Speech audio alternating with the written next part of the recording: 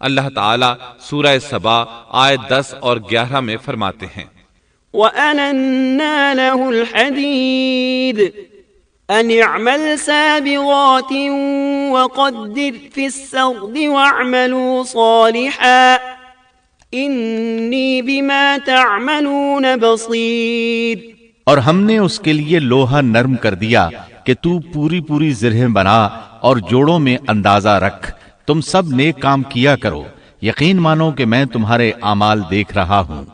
ان آیات میں اللہ تعالیٰ فرماتے ہیں کہ داؤد علیہ السلام کو ہم نے حکم دیا کہ زرہیں لوگوں کے لیے نہایت موزوں ہونی چاہیے، ان کی کڑیوں کو بڑے مناسب انداز میں جوڑنا، نہ اس قدر موٹی ہوں کہ ان کا وزن بڑھ جائے، نہ اس قدر پتلی کہ جلد کٹ جائیں اور اپنا مقصد پورا نہ کر سکیں۔ اسی طرح اللہ تعالیٰ سورۃ الانبیاء آیت 80 میں فرماتے ہیں وَعَلَّمْنَاهُ صَنْعَةَ لَبُوسٍ لَكُمْ لِتُحْصِنَكُمْ مِنْ بَأْسِكُمْ فَهَلْ أَنْتُمْ شَاكِرُونَ۔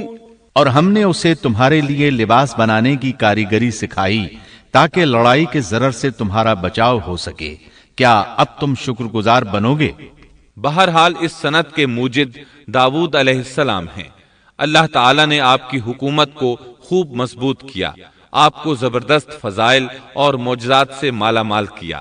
اللہ تعالیٰ سورۃ صاد آیت 20 میں فرماتے ہیں وَشَدَدْنَا مُلْكَهُ وَآتَيْنَاهُ الْحِكْمَةَ وَفَصْلَ الْخِطَابِ۔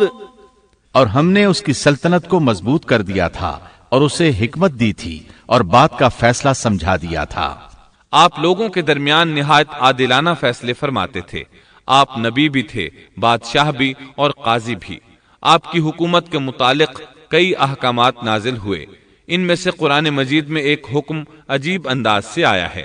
ہوا یوں کہ آپ نے عبادت اور عدالت کے لیے اوقات مقرر کر رکھے تھے، عبادت کے لیے ایک جگہ بنوا رکھی تھی، دن میں فیصلے کرتے، رات کو عبادت۔ جب عبادت کرتے تو کسی کو ان کے پاس آنے کی اجازت نہیں تھی۔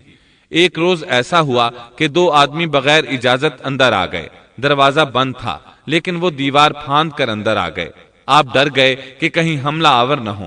اللہ تعالیٰ سورۃ صاد آیت 21 اور 22 میں فرماتے ہیں وَهَلْ أَتَاكَ نَبَأُ الْخَصْمِ إِذْ تَسَوَّرُوا الْمِحْرَابَ إِذْ دَخَلُوا عَلَى دَاوُودَ فَفَزِعَ مِنْهُمْ قَالُوا لَا تَخَفْ خَصْمَانِ بَغَى بَعْضُنَا عَلَى بَعْضٍ فَاحْكُم بَيْنَنَا بِالْحَقِّ وَلَا تُشْطِطْ وَاهْدِنَا إِلَى سَوَاءِ الصِّرَاطِ۔ اور کیا تجھے جھگڑا کرنے والوں کی بھی خبر ملی جبکہ وہ دیوار پھاند کر محراب میں آ گئے؟ جب یہ داؤد کے پاس پہنچے تو وہ ان سے ڈر گئے، وہ کہنے لگے خوف نہ کیجیے، ہم مقدمہ کے 2 فریق ہیں، ہم میں سے ایک نے دوسرے پر زیادتی کی ہے، لہٰذا آپ ہمارے درمیان حق کے ساتھ فیصلہ کر دیجئے اور ناانصافی نہ کیجیے اور ہمیں سیدھی راہ بتا دیجئے۔ داؤد علیہ السلام نے فرمایا بتاؤ تمہارا کیا مسئلہ ہے؟ ان میں سے ایک نے کہا إن هذا أخي له 99 نعجة ولي نعجة واحدة فقال أكفلنيها وعزني في الخطاب۔ یہ میرا بھائی ہے، اس کے پاس 99 دمبیاں ہیں اور میرے پاس ایک ہی دمبی ہے، لیکن یہ مجھ سے کہہ رہا ہے کہ اپنی یہ ایک بھی مجھے دے دے اور مجھ پر بات میں بڑی سختی برتتا ہے۔ اس آیت کی تفسیر میں ہے کہ ایک دمبی والے بھائی نے کہا یہ میرا بھائی بہت چالاک ہے، برے طریقے سے بات کرتا ہے، کہتا ہے کہ میری دمبیاں چرنے جاتی ہیں تو اس اپنی ایک دمبی کو بھی ان کے ساتھ بھیج دیا کرو۔